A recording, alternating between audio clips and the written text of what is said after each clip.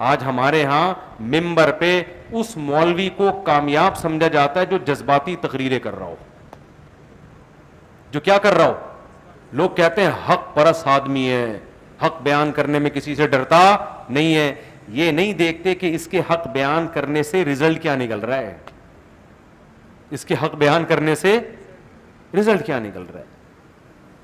تو ہر جگہ ایسا ہی ہے, ممبر کے بھی یہی ہے, کوئی وزارت کے عہدے پر ہو وہاں بھی یہی ہے, کوئی صحافی ہو وہاں بھی یہی ہے, جو منہ میں آیا کیا کر دیا, پارسل کر دیا. تو یہ نہیں ہے, ہمارے نبی کی سیرت یہ نہیں ہے. کہاں کیا بولنا ہے, کتنا بولنا ہے, ایک ایک چیز. یہ جو قرآن کہتا ہے لَقَدْ كَانَ لَكُمْ فِي رَسُولِ اللَّهِ أُسْوَةٌ حَسَنَةٌ, تمہارے لیے تمہارے نبی کی سیرت میں بہترین نمونہ ہے. یہ ہر چیز میں ہے بہترین نمونہ. صلح حدیبیہ کے موقع پہ نبی صلی اللہ علیہ وسلم نے حکم دیا سب لوگ سر کے بال کاٹ لیں, احرام سے باہر نکل جائیں. صحابہ پہ یہ حکم بہت شاق گزرا کہ ہم مشرکین کے دباؤ میں آئیں اور احرام باندھ کے عمرہ کیے بغیر احرام کھول لیں, مشرکین سے ڈر کے, یہ نہیں ہو سکتا. ہمارے نبی نے صحابہ پہ فتویٰ بولو نہیں لگایا کہ میں نبی ہو کے تمہیں کہہ رہا ہوں, تم میرے سے بھی 2 ہاتھ آگے نکل گئے. کوئی ایسے جذباتی اسٹیٹمنٹ نہیں. میں حکم دے رہا ہوں اور سر کے بال صاف کرو اور تم مجھ سے بھی, تم تو دائرہ اسلام سے کیا ہو. جو نبی کی موجودگی میں نبی کے حکم کی مخالفت کرے تو بظاہر تو ایسا ہی لگتا ہے وہ دائرہ اسلام سے کیا ہے, گویا وہ یہ بتانا چاہ رہا ہے کہ آپ سے زیادہ کون اچھا سمجھتا ہے, ہم زیادہ صحیح سمجھتے. حضرت عمر بھی بال کاٹنے کے لیے تیار سوائے حضرت ابو بکر کے, سارے کیا ہیں, کوئی بھی نہیں سر منڈانے کے لیے تیار. تبھی جو صحابہ کے خلاف ہے نا وہ اس حدیث سے صحابہ پہ کیا کرتے ہیں, طنز. لیکن نبی طنز بولو نہیں کر, کیوں؟ نبی میں تحمل ہے. نبی دیکھ رہے ہیں کہ یہ میرے حکم کی مخالفت تو ہے مگر اس مخالفت کی بیس میرا انکار نہیں ہے, غیرت ہے. یہ سمجھ رہے ہیں میرے بارے میں کہ شاید میں ان کی رعایت میں مشرکین سے دب گیا ہوں, ان کے خیال میں تو ہم دبنے والے لوگ نہیں ہیں, ہم تو کٹنے والے لوگ ہیں. فوراً فتویٰ نہیں لگایا. آج دیندار لوگ کتنی جلدی کسی پہ گستاخی کا فتویٰ لگا دیتے ہیں. کیسے گستاخیوں کے فتوے, کیسے فوراً جو ہے نا دائرہ اسلام سے خارج ہونے کے فتوے, اس کا رزلٹ کیا نکل رہا ہے, اس کا نتیجہ کیا نکل رہا ہے, کچھ بھی نہیں دیکھا جا رہا. ہمارے نبی نے یہ کام نہیں کیا. کتنا آپ نے سوچا ہوگا نا میں کہہ رہا ہوں, لیکن صحابہ نے نہیں کیا.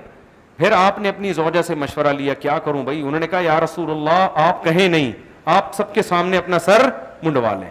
جب صحابہ دیکھیں گے نا نبی نے سر منڈوا لیا ہے, پھر کسی میں ہمت نہیں ہوگی کہ بھائی جو کام نبی کر چکے ہیں تو ہم کیسے پیچھے رہ جائیں.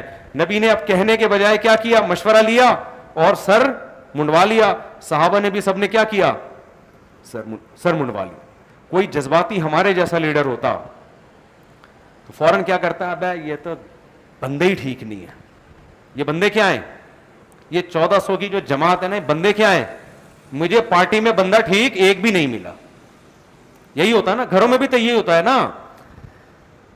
باپ بھی ایسے ہی بیٹوں کے ساتھ کر رہا ہوتا ہے, بیٹے ابا کے ساتھ ایسے ہی کر رہا, ابا ہی ٹھیک نہیں ہے ہمارا, ٹھیک ہے ابا ہی کیا ہے, ابا ہی ٹھیک نہیں ہے ہمارا, بھائی ٹھیک نہیں ہے ہمارا, بہن ٹھیک نہیں ہے ہماری. ظرف چھوٹے ہو گئے ہیں, ہر بات کو غلط نیگیٹو لے کے جانا.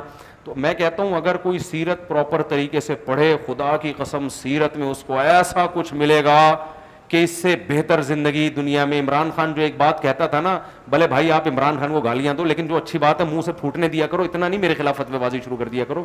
عمران خان جو کہتا تھا نا ایک بات, بھلے یہودی ایجنٹ ہے لیکن ایک بات صحیح کہتا تھا, ہوگا میں نہیں کہہ رہا یہودی ایجنٹ ہے, جو کہہ رہے ہیں ان کی رائے میں اگر مان بھی لیا جائے, بات یہ بہرحال اس نے صحیح کی تھی کہ ہمارے ہاں انگریزوں میں جو لیڈرشپ ہے نا ان کو تو پڑھا جاتا ہے.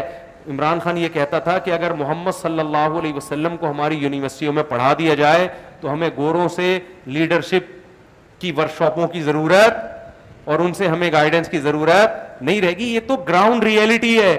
دیکھو ایک آدمی تمہیں بتا رہا ہے کہ ایسے بزنس کرو گے کروڑ روپے کما لو گے, دوسرا کہتا ہے تو نے کیوں نہیں کما لیے, دوسرا کہتا ہے تو نے کیوں نہیں کما لیے. تو بتاؤ یہ کامیاب گائیڈ کرنے والا ہے یہ؟ اب کوئی اس کی بات کو مانے گا؟ بھائی اگر یہ اتنا بہترین طریقہ ہے, تیرے پاس تو پیسے بھی تو کما لینا, کیوں نہیں کمائے تو نے؟ ایک آدمی کہتا ہے یہ چیز کھانے سے اتنی طاقت آتی ہے, تو تو کھا رہا ہے, تیرے میں کیوں نہیں آئی؟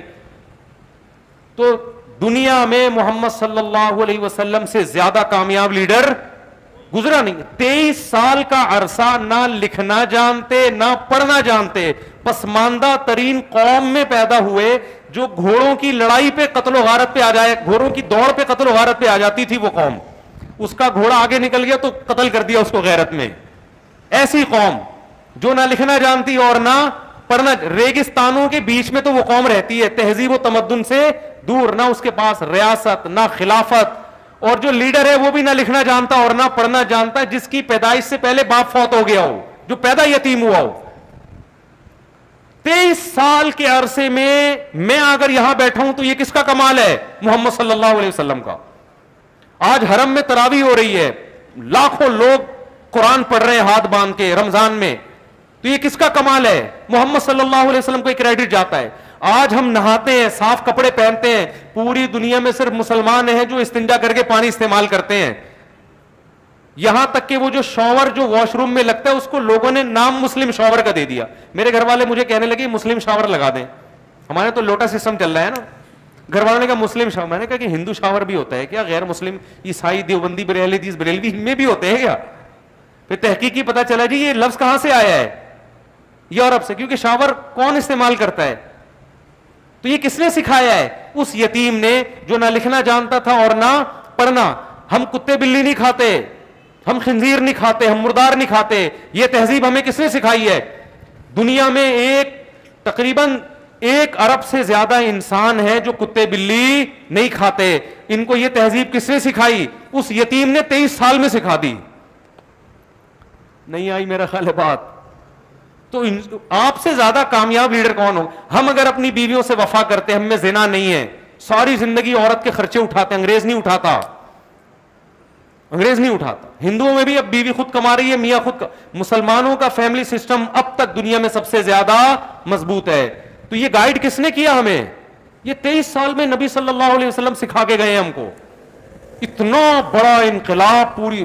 پھر یہ تو خلافت تو اب ختم ہوئی ہے 1920 میں جا کر, دنیا پہ حکومتیں ہم نے کی. آپ ذرا خلافت عثمانیہ جو ترکوں کی خلافت تھی اس کے تحت کتنے کنٹریز آتے تھے, ذرا آپ گوگل پہ لکھ کے سرچ کریں, آپ کے ہوش اڑ جائیں گے.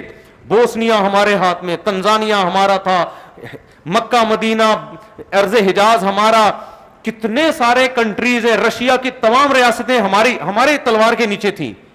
تو یہ کانفیڈنس پوری دنیا سے لڑنے کا, تلوار کے زیر کرنے کا, اور پھر دنیا کو عدل سے بھرنے کا, یہ سارا, اور اتنے دیر تک اثرات رہے. خلافتیں تو اب جا کے ختم ہوئی ہیں, ریاستیں اب بھی باقی ہیں چھوٹی چھوٹی, اور اس کے اثرات کیسے. میرے بھائی دنیا میں محمد صلی اللہ علیہ وسلم سے بڑا کامیاب لیڈر کوئی بھی نہیں. اتنے ایفیکٹو, اتنے مؤثر, اور جس طرح آپ کی تعلیمات محفوظ ہیں ایسے کسی لیڈر کی تعلیمات محفوظ نہیں. بخاری اٹھا کے دیکھو, مسلم اٹھا کے دیکھو, سنن نسائی اٹھا کے دیکھو, ترمذی اٹھا کے دیکھو, ایک ایک چیز کی سند, حدثنی فلان قال حدثنی فلان قال حدثنی فلان. امام بخاری کہتے ہیں مجھ سے فلاں نے بیان کیا, مجھ سے فلاں نے, مجھ سے فلاں نے, مجھ سے فلاں نے, اور وہ فلاں فلاں کرتے کرتے عبداللہ بن مسعود اور کہتے ہیں محمد صلی اللہ علیہ وسلم نے یہ فرمایا. وہ 2 لفظ فرمائے ہوں گے.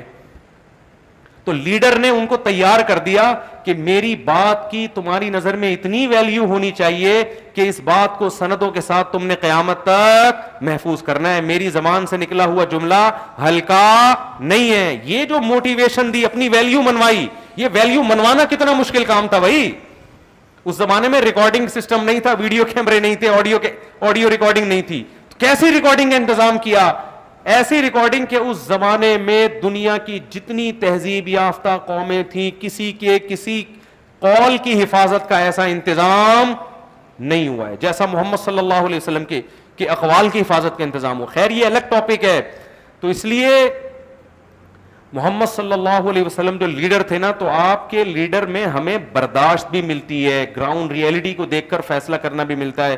تو آج مسلمان نہ سیرت کو سیرت کے طریقے سے پڑھتا ہے, نہ سمجھتا ہے, اور نہ اس کو فالو کرتا ہے. آج کا مسلمان جذباتی تقریروں کا, یوٹیوب کا, فیس بکیوں کے کمنٹس کرنے والوں کا, اور یہ جو صحافی لفافے لے کے بیٹھے ہوئے ہیں, ان کو سن کے ایک رائے قائم کرتا ہے, اور پھر اس رائے کو ساری دنیا پہ تھوپتا ہے, اور کہتا ہے انقلاب آئے گا تو اس مکھنچو کو سننے سے آئے گا. سمجھ میں آ رہی ہے بات؟ تو خلاصہ یہی نکلا میرے بھائی کہ جب بھی کچھ فیصلہ کریں، ایک تو جب بھی کوئی اسٹیٹمنٹ دینا اس کے ماہرین سے رابطہ کریں. ادھر ادھر جانے کی کوشش، یہ قرآن کا حکم ہے جو میں نے آیت پڑھی تھی، اس کے ماہرین سے رابطہ کریں. کوئی کہتا ہے سپریم کورٹ نے یہ فیصلہ کیا، آپ سپریم کورٹ سے رابطہ کرنے کی کوشش کریں، بھائی کیا بھی ہے کہ نہیں کیا. ٹھیک ہے نا. کوئی کہتا ہے یہ فوج کا کام ہے سارا، یہ 2 نمبری فوج کر رہی ہے، ہو سکتا ہے کر رہی ہو، ان فوجیوں سے سلام دعا ہے، ذرا ان سے رابطہ کریں آپ یار اوپر تک کسی طرح. اور اگر آپ کا رابطہ نہیں ہو سکتا تو آپ بولو بھائی مجھے پتا، بولو مجھے نہیں پتا، مجھے کیا پتا یار، میرے تو رابطے نہیں ہے، میں نہیں فیصلہ کر سکتا. اگر آپ کا خیال ہے یہ فلانے نے کیا ہے تو فلانے سے رابطہ ہے، یا اس کے اڑوس پڑوس سے ہے تو ٹھیک ہے، نہیں ہے تو میرے بھائی چپ کی ٹیپ منہ پہ لگا لو. آپ بولو ہمیں نہیں پتا، لیکن موت آتی ہے یہ کہتے ہوئے کہ مجھے معلوم نہیں. کیونکہ اگر میں نے کہہ دیا مجھے نہیں پتا، لوگ کہیں گے سالے جب تجھے کچھ پتہ ہی نہیں ہے تو یہاں بیٹھا ہوا کیوں ہے، دفعہ ہو یہاں سے. تو نہیں پتا بھائی، یہ علم ہے. اللہ تعالیٰ ہمیں سمجھنے کی عمل کی توفیق عطا فرمائے. 2 فرق کرنے ہیں، اسباب اختیار کرنے ہیں، نظر کس پہ رکھنی ہے. ہاں تو میں یہ دوسرا فرق بتا رہا تھا، نظر گورا اسباب پہ رکھتا ہے، ہم کس پہ رکھتے ہیں؟ اللہ پہ. اسباب اختیار کریں گے، ہوگا وہ جو کون چاہے گا؟ اللہ چاہے گا. ہم کیا کر رہے ہیں؟ اسباب کو ہٹا کے اللہ پہ کہہ رہے ہیں کہ ہوگا وہ جو کون چاہے گا؟ اللہ چاہے گا. تو اللہ کہیں گے پھر وہی چاہوں گا جو تو چاہ رہا ہے، تیری حرکتوں سے جو لگ رہا ہے نا جو تو چاہ رہا ہے، تو میں بھی کیا چاہوں گا؟ وہی چاہوں گا. اللہ تعالیٰ سمجھنے کی عمل کی توفیق عطا فرمائے. سبحانک اللہم و بحمدک، نشہد ان لا الہ الا انت، نستغفرک و نتوب الیک.